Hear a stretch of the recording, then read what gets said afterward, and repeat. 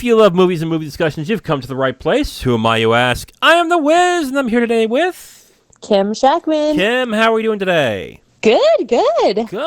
Good.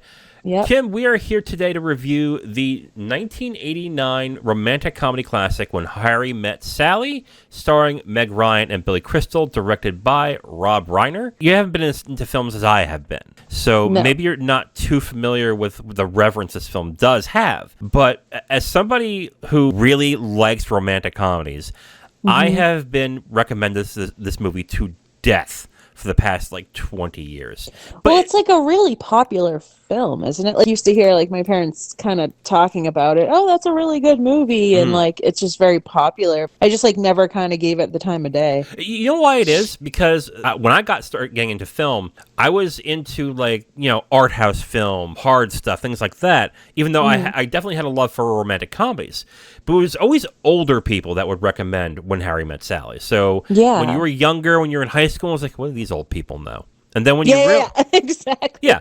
And then when you realize, no, actually, old people know a lot of stuff because I'm old and I know a lot more than those youngins, goddammit. And that's... The older, the wiser, right? Exactly. That's kind of the reason why I never really gave it much thought. But the other thing, and we discussed this too about certain films that I have seen and have not seen. This movie was always available. You can go to a streaming service, or when the rental stores were still around, that was an easy one to rent. So if I really wanted to watch it, I can just pick it up. All right, whatever. I'll watch it. So it was always available. So it would be one of those things. It would be like a constant thing. So it was put on back burner because you always had it at your fingertips. Oh yes, absolutely, absolutely.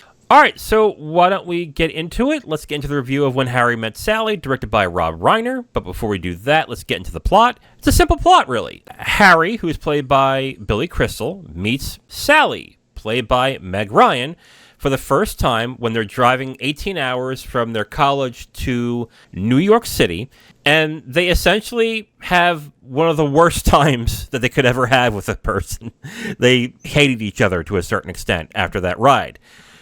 But the film goes on to where they have chance encounters throughout the time and they develop kind of a friendship. And then it goes on from there. Now that we got to the plot, let's get into our 3 points. Kim, why don't we start?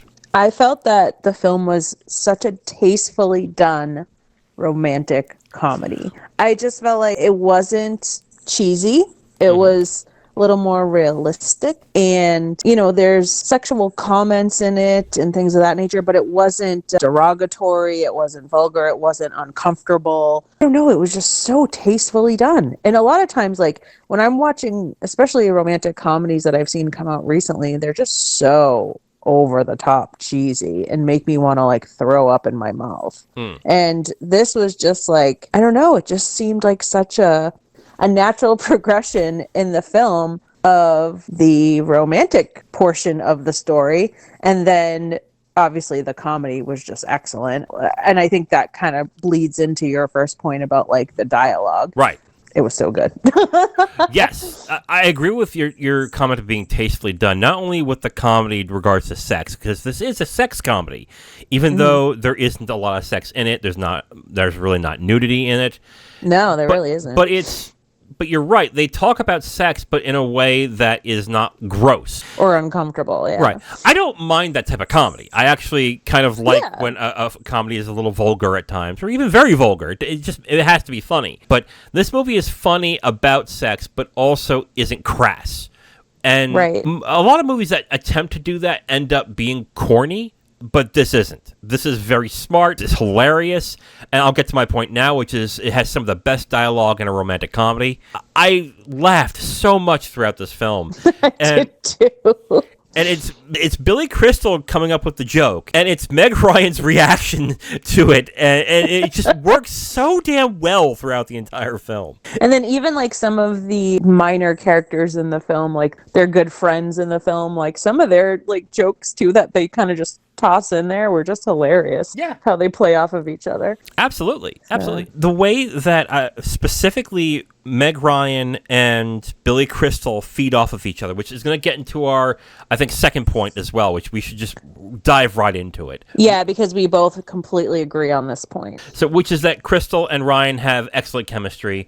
they are really good together in this movie, and they just flow very well. It almost feels like that they are friends throughout the entire film, like they just feed off of each other really well. But this is married into the dialogue as well, because the dialogue does an excellent job of flowing the film from when they kind of despise each other to when they're annoyed by each other to them being friends and then beyond.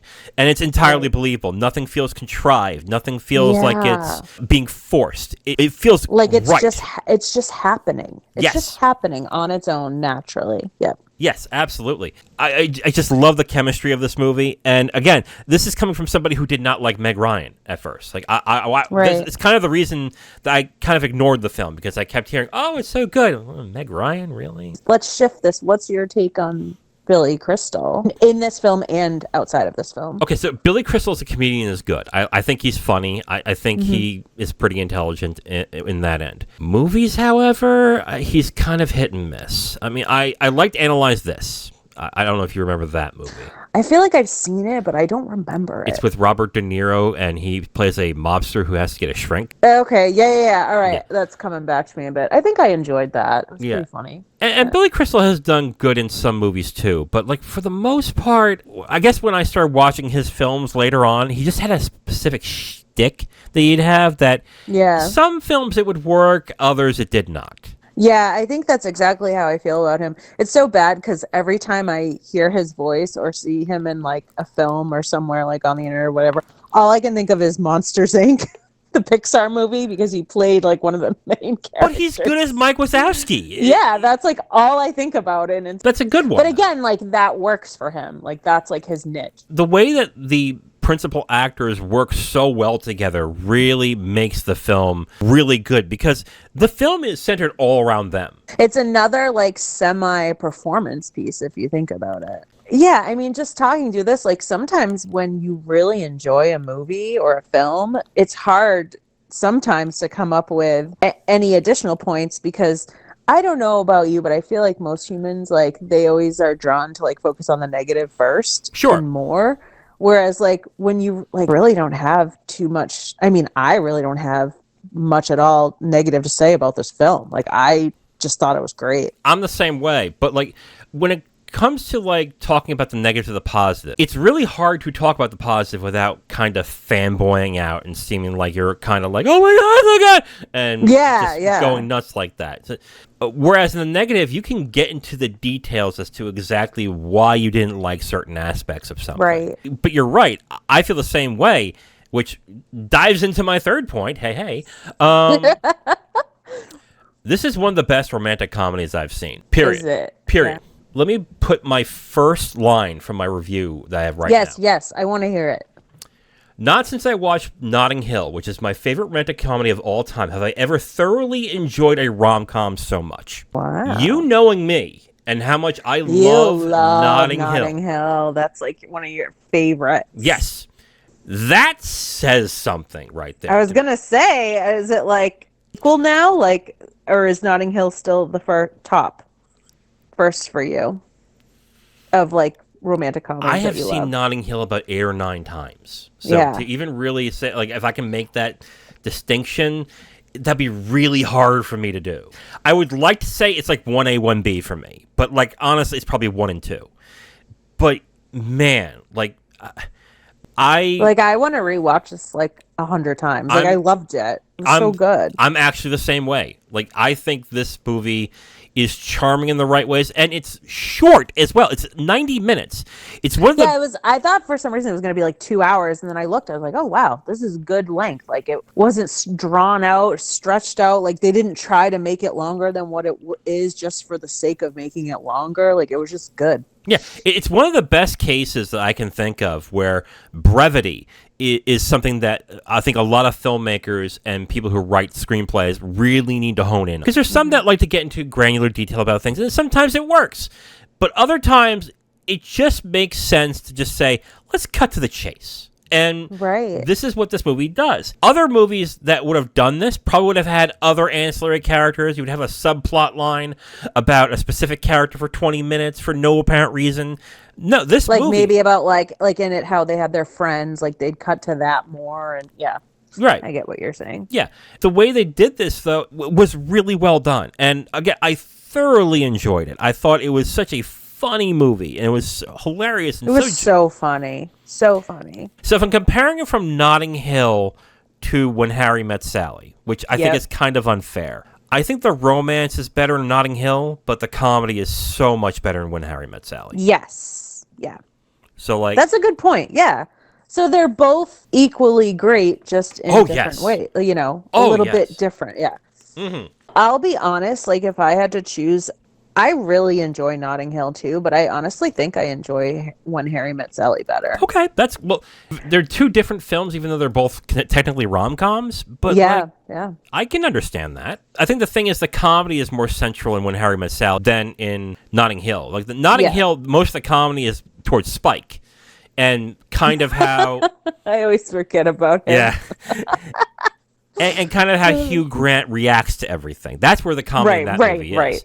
Whereas the comedy is the entire movie. It just flows through the whole film. Yeah. Absolutely. Absolutely. What is your third point? My third point is I also feel like the film itself and the story is kind of timeless, if you think about it, because like you said, like in the film, with the dialogue and the story, they just cut to the chase. The plot is very simple. So it's simple enough to be timeless. Like you said, this came out in 1989, right? Yes.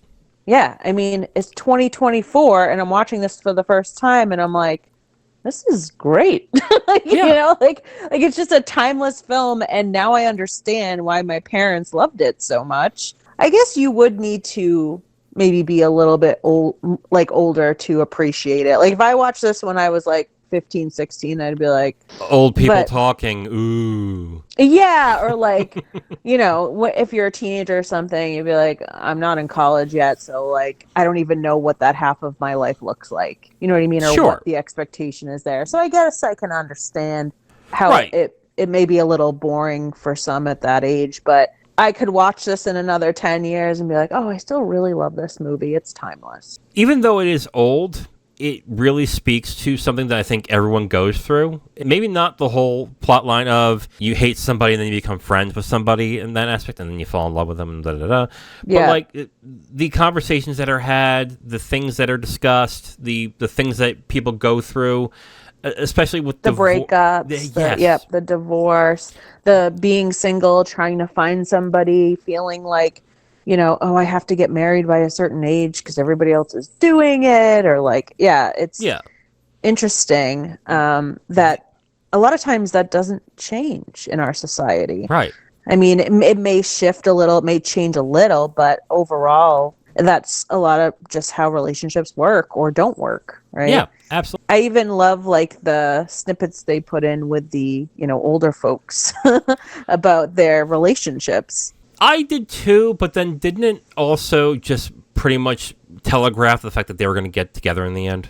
Kinda. It's not that big of a deal. But like I kept watching it and go, oh, it's obvious they're going to get together. So you wouldn't have all these... Right, because they basically like preface that with those... Yeah, no, I get what you're saying. Yeah, I don't mind them. I actually think they're good too. But I kind of, as the film was going on, I was like, well, it's kind of obvious they're going to get together at this point. So... Yeah. But anyway, the way that it... But it doesn't ruin it at all. It's fine. I don't think it does either. It's like, whatever. Nope. Yeah. Not at all. So. All right, Kim, so who do you recommend this for? I recommend this for those that enjoy, like, a feel-real romantic comedy. So not super cheesy, not overly done. Like, the story feels so real, and the characters feel so real. And like you said, the dialogue... Whereas, as I mentioned before, I feel like a lot of times, like, I'll watch romantic comedies that are newer or out today, and it's just so corny and cheesy, and I'm like, come on, like, this is like a Hallmark movie, you know? Yeah. And like, but with this, it's just a feel-real romantic comedy. And then I also recommend it for people who may enjoy films about fate or coincidence, right? Because throughout the film, they run into each other, and then that's how they kind of realize, oh, like, I should be friends with this person because, you know, I keep running into them and this and that. And again, as we were talking about, like, the older couples that jump on screen, like, I like it because it also goes over kind of how other people's fates and coincidences play within their relationship to show that this can happen to anybody. And I really like that. And I mean, I don't just recommend it to those type of people. I just think they would enjoy it even more. I really think like anyone could watch this film and enjoy it.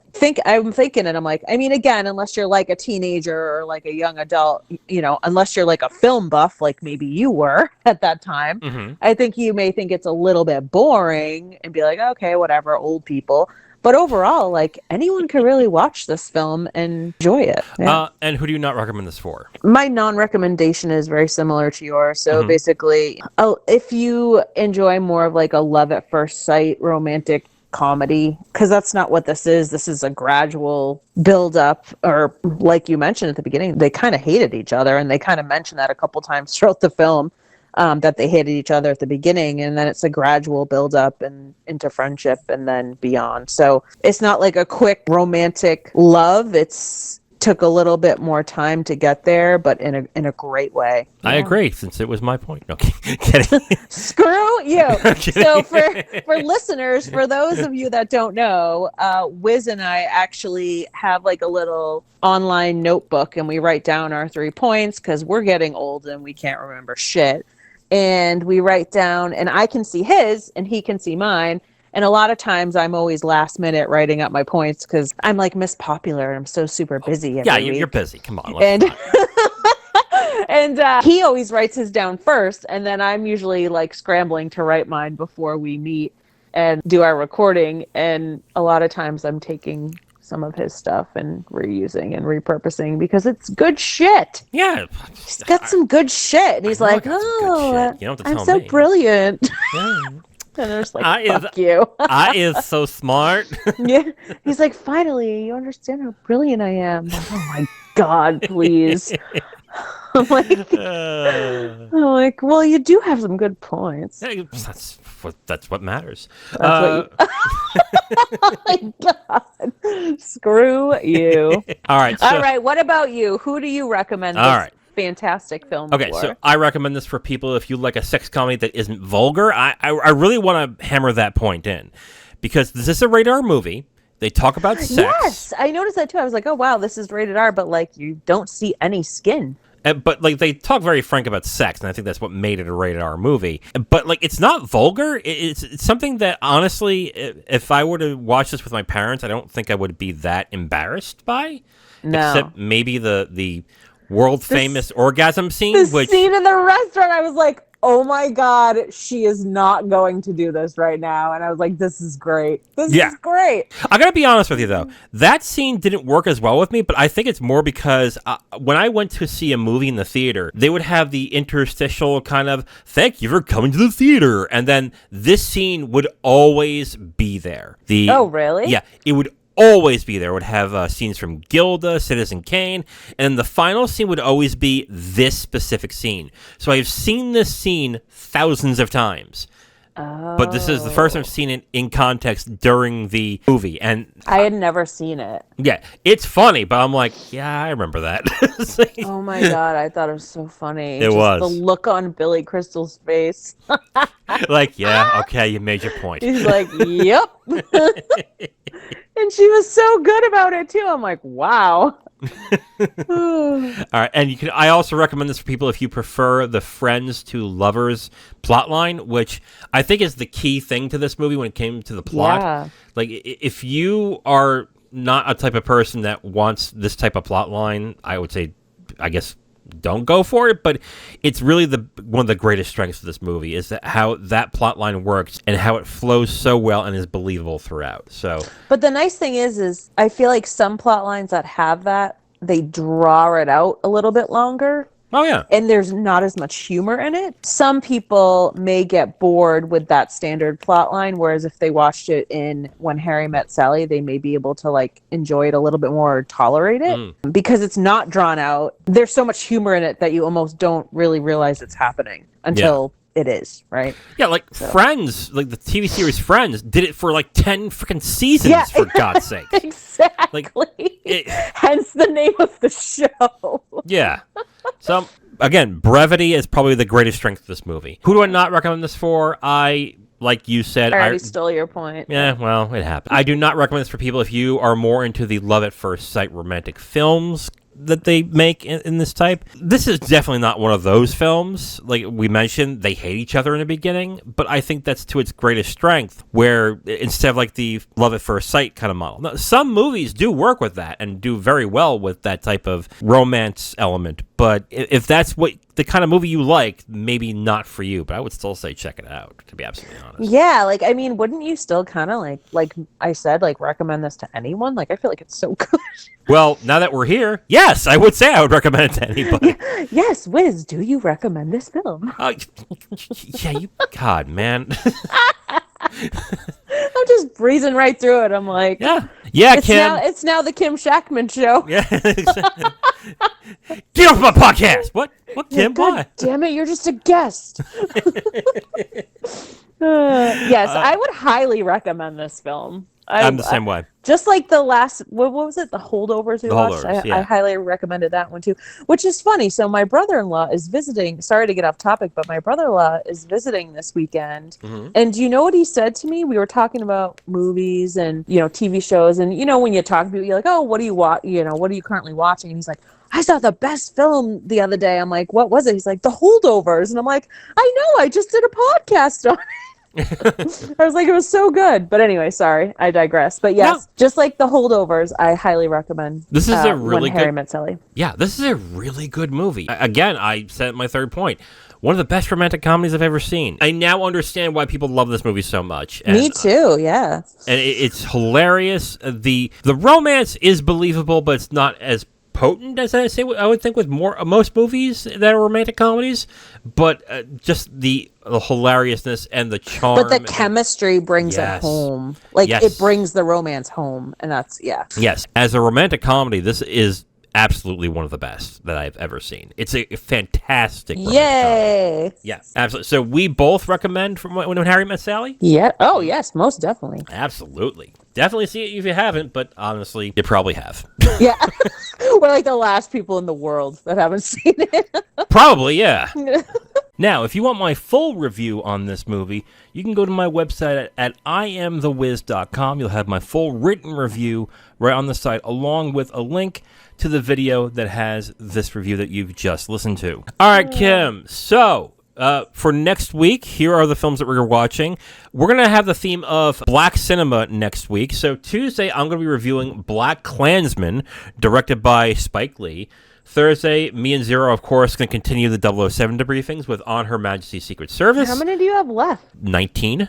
Jesus Christ. There's 25. Okay. There's 25 Bond films. So yeah, you're going to be hearing the 007 debriefings for a few months. Oh, I forgot that there was that many. Oh God, yeah. Speed to you guys. We are just getting past the 60s. Oh wow. Yeah, so we're enjoying it. I gotta be honest with you. I'm enjoying them, but we're starting to get to the films that are not so hot. So we're at that point now. That's Thursday. Kim, what are we watching for Saturday? Saturday, we're watching Love and Basketball. That's right. We're watching 2000 romantic drama Love and Basketball, starring Sanaa Lathan and Omar Epps, directed by Gina Prince Bythewood. And listeners, if you've seen it and, tell us what you think, or just let us know if you've seen it or not before we review it. I'm curious. I think a lot of my friends and family have seen it, and they had good things to say about it, but this will be my first time watching it. So I've heard good things about it, too. It's also in the Criterion Collection. And cool. Along with Love Jones and Cooley High and stuff like that. The Criterion Collection made an effort to get more black cinema in its collection, which I thought was a good idea, because there are some movies that are hard to get. I think Cooley High is one of them that I think deserved a spotlight. Love and Basketball was one that kind of surprised me, because it was something that when I was in high school, like you were as well around that time, that I've heard good things about. Yes. But then no one talked about it for a while. Yeah, like it almost disappeared. And I was like, oh. I am looking forward to it. I've wanted to see it, and let's see how it turns out. So, once again, Tuesday I'll be reviewing Black Klansman, directed by Spike Lee. Thursday, me and Zero are doing On Her Majesty's Secret Service. And Saturday, me and Kim are doing Love and Basketball. Until then, I am The Wiz. And I am Kim Shactman. Talk to you guys next time. Hey, bye-bye. Bye.